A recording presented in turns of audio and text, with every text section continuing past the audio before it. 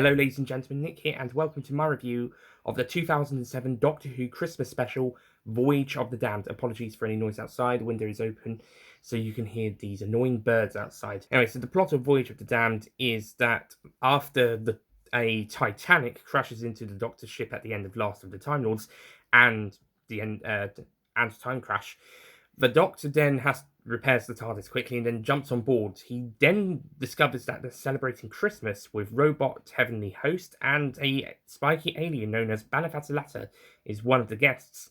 Then he realizes that it's actually a spaceship replica of the Titanic, and it's actually 2008, Christmas 2008, rather than April 1912. So now he understands, and so decides to join the party just because, I guess. Which is just as well, because sinister forces are out to try and destroy the Titanic as a way for Max Capricorn's business to go. It's already gone under, so the villains are planning to have a meteor storm attack the Titanic, kill everyone on board, with the heavenly host all killed to get rid of any survivors, and then they're going to crash the ship into Earth and white out an entire planet, so that the board not only will go under, but will also go to jail. And the villain gets all the money so he can retire without anybody knowing. And the villain is on board, but he's in a storm chamber, so he would be able to survive and have people recover him. So he's got this all figured out. I won't say who it is just yet, because it's a really great twist, actually. So yeah, but so the villain is planning to sink the Titanic, so to speak, or just Titanic. If I say the Titanic, I mean Titanic, because that is a common mistake by people. But the original ship was Titanic, and it's just as well saying Titanic here as well, just to be on the safe side. But yes, and also a common mistake. The original Titanic was RMS Titanic, not SS Titanic. Here, this is SS, but not the steamship, Starship. So the Doctor just gets involved with the party a bit, and there's a couple of clues around concerning some power drainage and fluctuations and stuff, including when the Doctor goes on shore leave with his new friends, Foon and Morvin, and also a waitress called Astrid, who he helps out at one point. It's also worth noting that this special cast Kylie Minogue as the companion, Astrid Peth. And I think this story got about 13 million viewers on Christmas Day 2007, making it the second most watched programme of the day and even of the week, I believe. Doctor Who's first episode to get highest viewed episode of the week would come in Series 4, later in Series 4, at the very end of Series 4, to be precise, Journey's End. But it's no surprise that there was a lot of viewers brought in for Christmas Day 2007 because of Kylie's casting. And it's also worth noting that television viewing ship has changed over the last 12 and a half years since then. That's why Christmas and New Year viewing figures have been down quite a bit in the last 2 years. This one was at a time when more people were watching the television than streaming services or on the internet. So there would be more people watching the television. Even with lots more channels to choose from, unlike back in, say, 1979 with City of Death, when there was only 3 channels, one of which was on strike for a few weeks as well. But 2007 was kind of like a midway between not many channels, so you didn't have much option, and loads of channels as well as loads of alternative options. Here we've got lots of channels, but you still tuned into this one on Christmas Day, maybe because of Kylie and the fact that it's going to be an action-packed sci-fi disaster movie. Well, a disaster movie style episode. And speaking of Kylie, there's actually quite a few notable guest stars in this story who have popped up in a few other stories, including Jeffrey Palmer, who was in Doctor Who and the Silurians, and may have been in another episode as well, another Doctor Who story as well, can't quite remember, but he was definitely in Doctor Who and the Silurians, and now he's back playing the captain. Jimmy V, basically another monster man like Paul Casey, usually doing the smaller monsters, like the Mox of Balhoun and smaller creatures. He plays Banafatalata, and it's going to be such a long name, so I apologise for screwing that up a couple of times. And Clive Swift from Revelation of the Daleks also gets another role here as Mr. Copper. Woo! Also, Bernard Cribbins from the Dalek movie Daleks Invasion Earth 2150 AD appears as a newspaper seller called Wilfred Mott. Called Wilfred Mott, and he has a couple of funny lines as well. Though something tells me we're going to see him again. It seems like he may have some sort of intertwined fate with the Doctor, perhaps, but I can't quite put my finger on what exactly just yet. Is it the fact that he's going to be the granddad of a companion in the next series, maybe?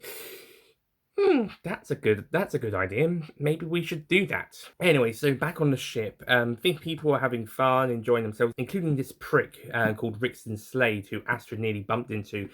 We focus on him for some reason, but don't worry, it's because he's a main character, not because they needed to fill their shots up. But yeah, we see people having fun, but then the Doctor realizes that the ship's shields are down, and the captain is deliberately lowering the shields so that they could have a little light show. But he has an ulterior motive.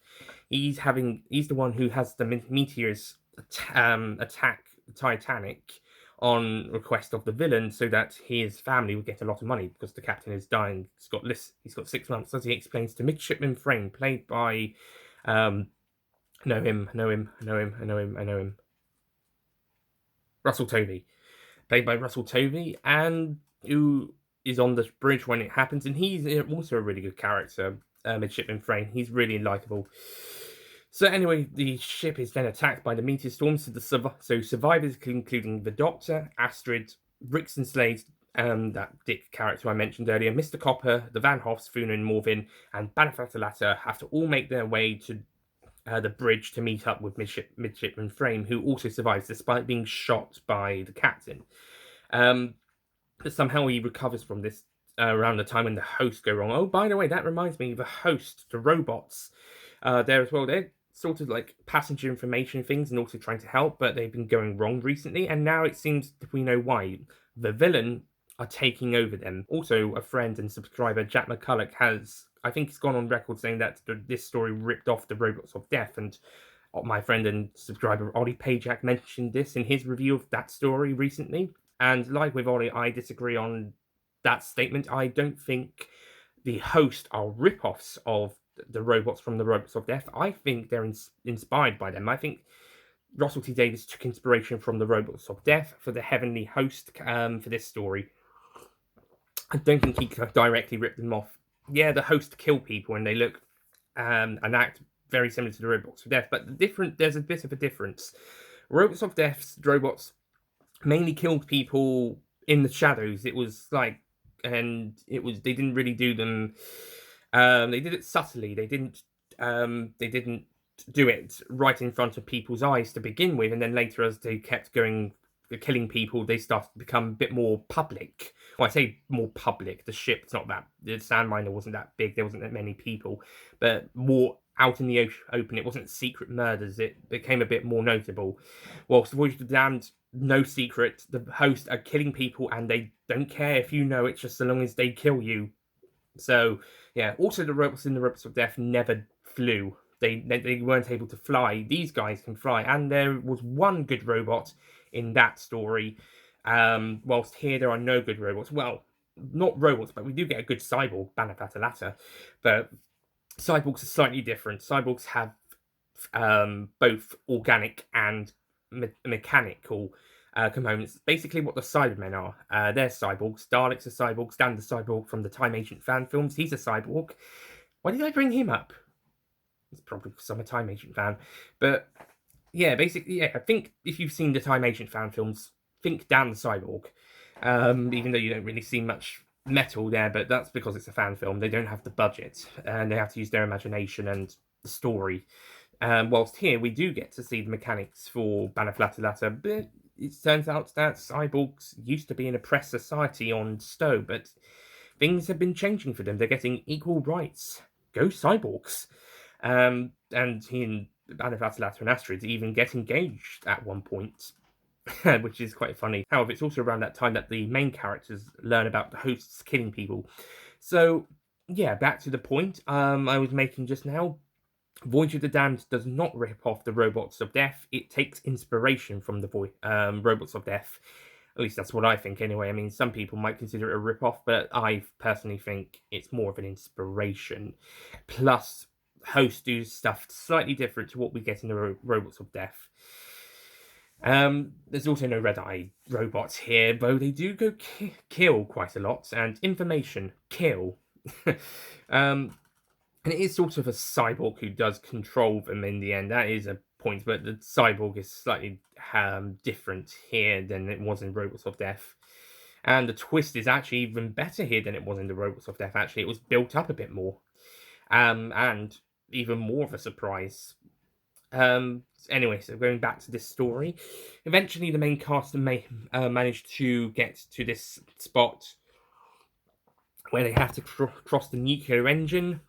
And yeah, this is the tense bit of the episode. They have to go across that thin metal plank. It's very strong metal, but they have to go across it. And the Van Hoff's a bit worried that they won't make it. And Mr. Van Hoff actually gets the worst death of the episode, where he just falls over a rail. There's some weak metal, and he falls over a rail and goes down into the storm drive. I'm sure they could have found a better way for him to die if they were going to kill him off at all. It just felt mean to kill him off there and then like that, especially as 2 more deaths happen within the next couple of minutes.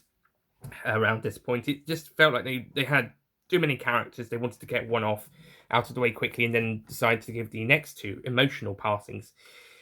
But I think Mr. Van Hoff could have been handled in a better way. Maybe if the robot had actually strangled him back, her host had strangled him back a few minutes ago, that would have made a bit more sense. But it would have showed the host's strengths and dangerousness. But here it's just that the weak metal, his weight perhaps as well, and a weak railing let him fall to his death, and no one's able to catch him on time. Yeah, that was not fair on this likable character. That was not fair. Just not fair. He should have died another way at the very least. Anyway, so the rest of the gang try to make their way across the plank. Rixton makes it okay. Then it's followed by Banafatalata, Astrid, and Mr. Copper, and then the Doctor has to go over to use the sonic screwdriver on the door, but would return for Mrs. Van Hoff soon. However, that's when we get the flying Weepy Angels bit, when then they come to attack people with their halos. Oh yeah, that's another thing. They use halos to kill people as well as their hands, unlike the Robots of Death, where they just use their hands. Told you it was more of an inspiration than a rip-off. And the crew have to battle their way across against the robots. Eventually, Banafatalata sacrifices himself to use an EMP against them, but it uses all his power. Whilst the EMP is still usable, he passes away, sadly. One robot, however, manages to recover quickly, and Mrs. Van Hoff manages to tie him up with her rope because she and Morvin were told they had to wear fancy dress for the ship, and they thought it actually meant fancy dress as opposed to like costumes, as opposed to fancy dress, as in dress suits and dresses and stuff, like what you get at a party.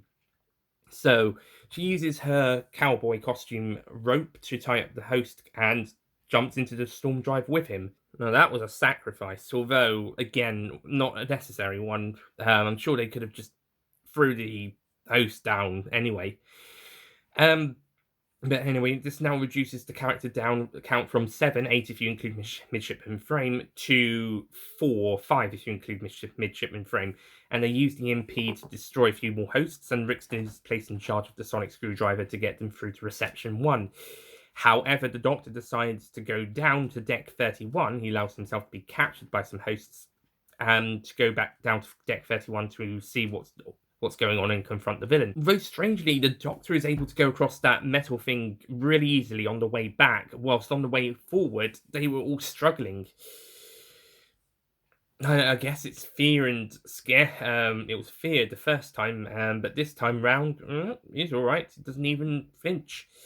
But anyway, the Doctor goes down to deck 31 to confront the villain, and it turns out the villain is Max Capricorn himself. He's become a cyborg following an accident, probably like Banafatalata, and he's now been running the company for a good 180 or so years, but half of it by hologram.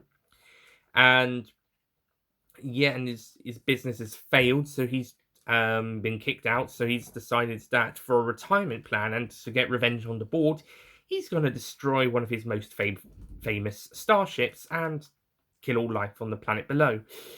Why? Because Max Capricorn is a loser, to quote the Doctor. And Max Capricorn says he never loses. Well, sorry, mate, you're in Doctor Who. Unless it's a multi-part story, an interconnecting story, or you're a reoccurring villain, yeah, you are going to lose this time round. Sorry. Not sorry. Meanwhile, Astrid Peth decides to teleport herself down to the Doctor to try and help him because by this point because he's been helping them out all this time. Pretty much states the point of any Doctor Who story where the Doctor comes in to save the day. In this case, it's the 10th Doctor, but it can be any of them. It can be applied to any Doctor. So Astrid goes down to try and save the Doctor herself and finds out about Mr. Capricorn. And actually, it turns out to be her who saves the day by sending Max Capricorn down into the storm drive in probably the most sacrificial death of the episode. Although I think the sadder death was actually Banaflatalas's, for me anyway.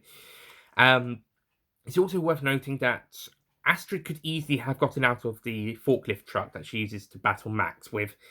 She could have gotten that out before falling into the storm drive, as seen by the fact that we get the final shot of her whilst falling.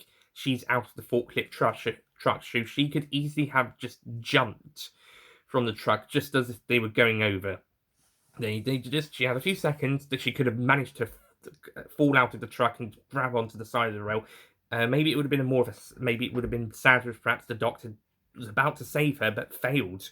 He was a bit too late because the host were grabbing him. That could have been a sadder death, perhaps, and also more realistic, as it would make more sense for her to be out of the truck before her fall and maybe grabbing onto the rail or onto the edge of the floor and then falling. That would make a lot more sense, and it wouldn't undermine her sacrifice because she'd just saved the day, and then it looks like she could survive, but then can't quite make it and then has to fall. So it'd still be a sacrifice, but she would be even sadder at the fact that she could have almost survived. That could have been a good way of doing it, but oh well. Anyway, because of this, the Doctor now takes control of the host and heads up to the bridge to now take control of the ship and eventually stop it from crashing into the Earth, and manages to basically save the Earth with all the engines' power restored, and they are able to save Buckingham Palace at the same time as they almost crash into it. By the way, turn left. In the episode Turn Left, when the ship does crash into the Earth, it crashes into Buckingham Palace, and then the whole of southeast England is irradiated, and London's destroyed and the southeast is radiated. But in this episode, they're saying if the ship crashes into the Earth, the whole planet explodes. Everyone dies, all 6 billion people. So in actual fact, despite Turn Left being very bleak and depressing, especially from that point onwards in the episode, they actually downplay what could have actually have happened. Maybe crashing into Buckingham Palace may have spared the rest of the planet, including the rest of the UK, and just destroyed London and irradiated the southeast. But maybe even more of the south as well. But the rest of the planet's okay. So Turn Left actually downplays the disaster rather than what we could have gotten, which would be a planetary destruction. Planet Earth could have become extinct on the 25th of December 2008 if in the Turn Left universe, if Titanic was allowed to crash into the planet. But I guess maybe just crashing into Buckingham Palace, maybe some efforts by Midshipman Frame or someone stopping Max Capricorn or whatever, maybe they were only able to just cause in comparison, small devastation rather than the planetary destruction. I mean, yeah, we don't want anywhere being destroyed or irradiated, but southeast England, which includes where I am, sort of, I guess, East Anglia, I guess, but southeast England compared to the entire planet, it's actually a downplayed disaster rather than what we could have actually got in Turn Left. Then again, they needed all the other stuff to come afterwards with Series 4 events and for the story to carry on there, so otherwise the story would have ended at that point. However, in the actual timeline, the Doctor is able to save Titanic and send it back into space. Also, the Queen knows the Doctor exists in this universe, as she says thank you to him. And at the end of all of this, the Doctor tries to bring back Astrid, as if apparently if a passenger has an accident on shore leave, but if they're wearing a teleport, they can be their monocles can be redone.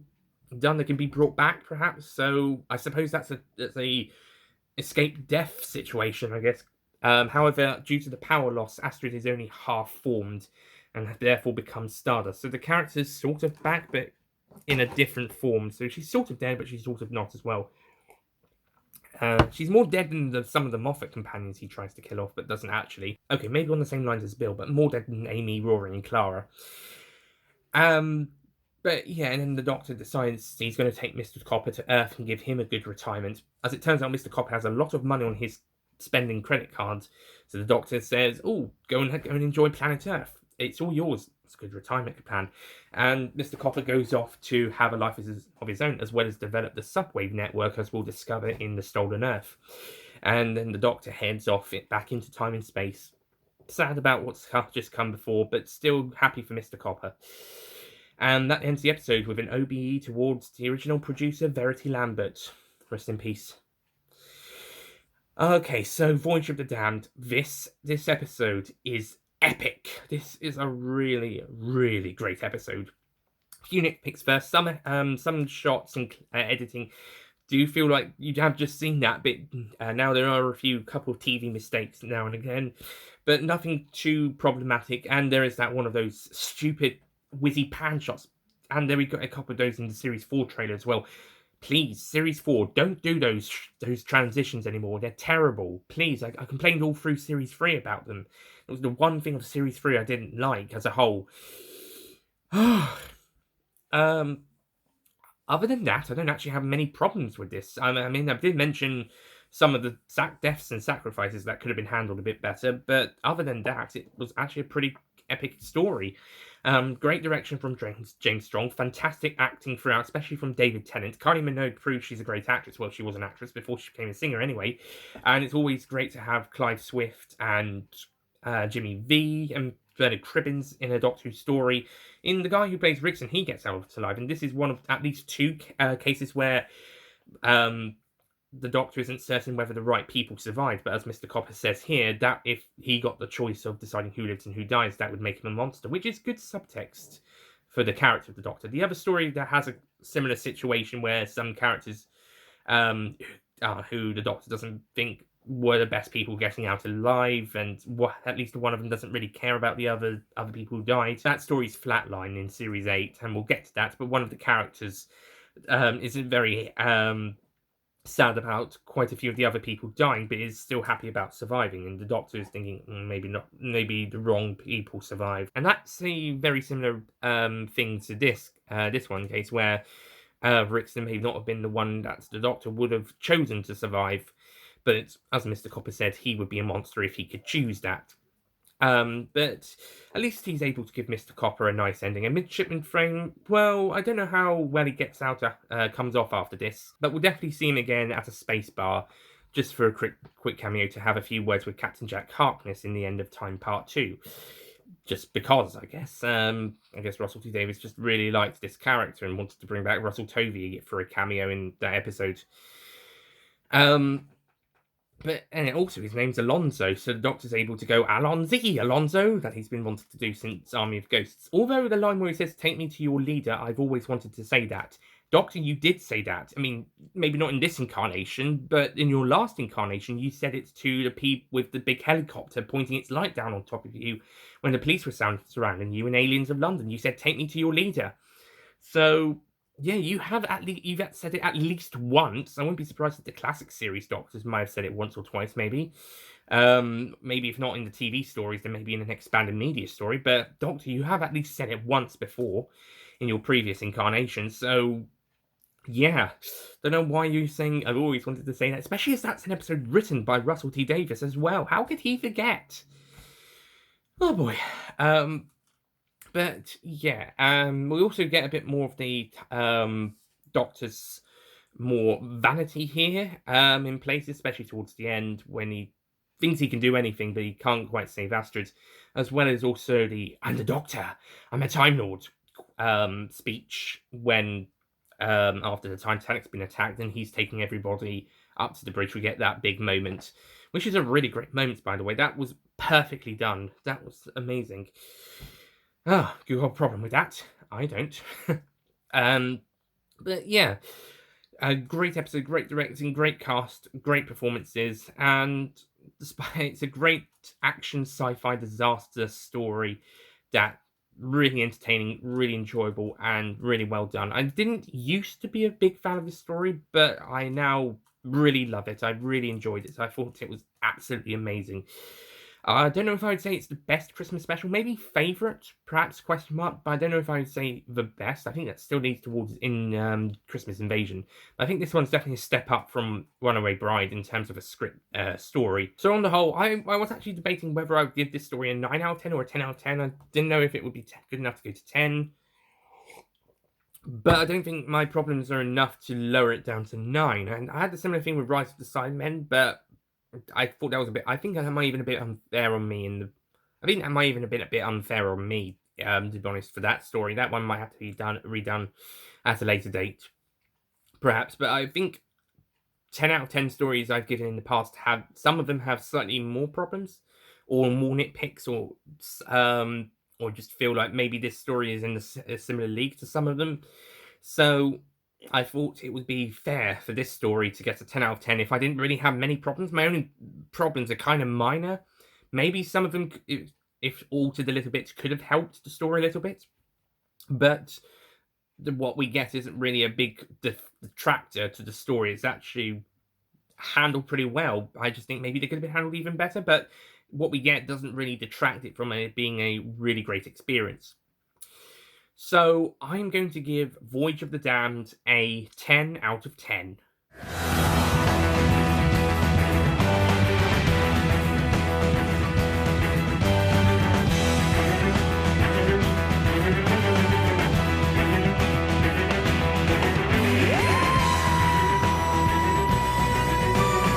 Yeah, I was a bit surprised as well. I didn't expect to give it this high, but I really enjoyed this story. I thought it was a really, really great episode and really enjoyable. A lot of things just worked. I think some of them could have been handled slightly better, but those are more minor nitpicks and issues rather than something big, colossal.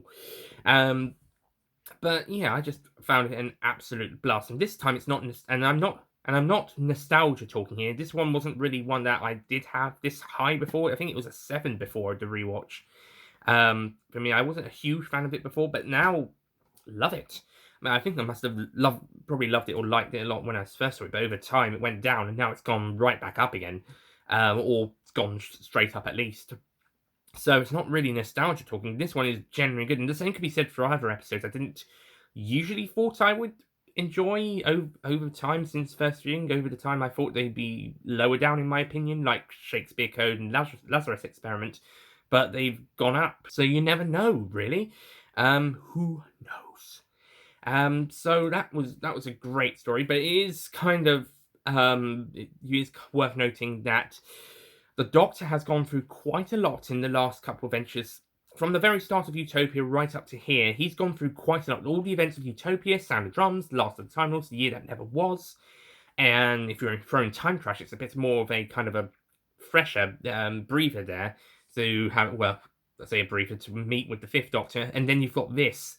And you just feel like after all of this, well, I do anyway, that this Doctor needs to have a bit of a break. He is going through so much at this moment. He's met up with Captain Jack again. He's found the Master again. The Master's tried to take over the Earth. The Year That Never Was. Fix that, but then the Master dies, and then Jack leaves, and Martha leaves, and then after a quick meeting with the Fifth Doctor, he's had this whole big, giant disaster adventure here, and he's just lost quite a few other people, including a girl that he really liked. I say really liked, probably fell in love with. Another one who kisses him at one point in a bit that was probably just there so we could have that shot in the trailer, perhaps, of Kylie Minogue kissing David Tennant. Yeah, but considering all that's just happened, and there's a couple of stories that do kind of this, lots of big adventures falling into each other. I might do some examples in a second, but considering all of that, I think the 10th Doctor needs a bit of a breather, a bit of a time to calm, to have go it slow a little bit, so we can have some breathing space before the next adventure. Other examples of this interconnecting, well, certainly the most recent final couple of episodes at the end of series 12 do this. Can you hear end of it? Can you hear me? They go to see Mary Shelley in Haunting of Villa Diodati. That leads directly into Ascension of the Cybermen and Timeless Children. And then after the events of those stories, the Doctor is then arrested by the Tribune.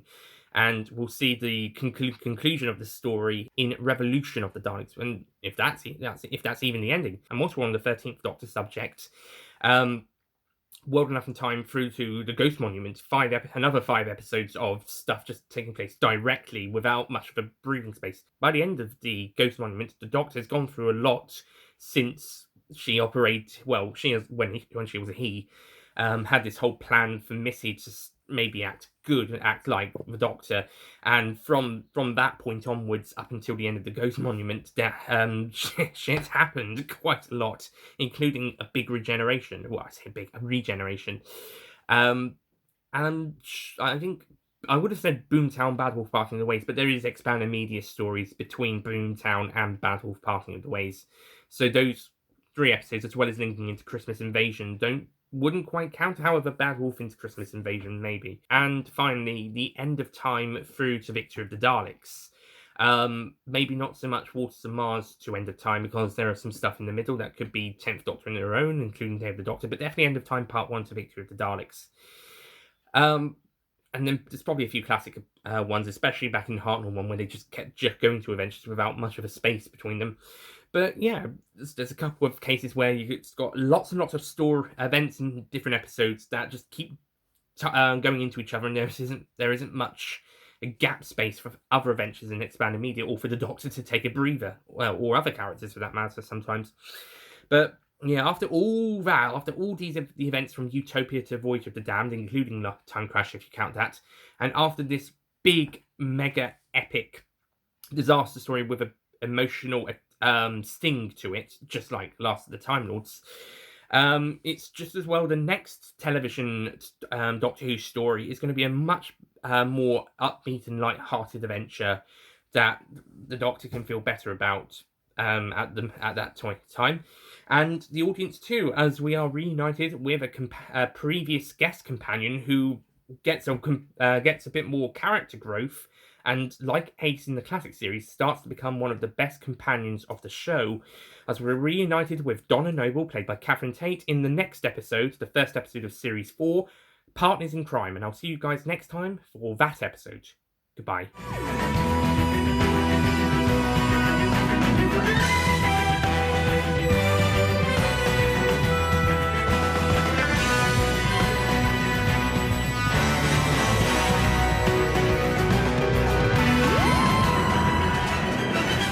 Don't forget to click below to subscribe to the official Nicholas Payne Retro YouTube channel.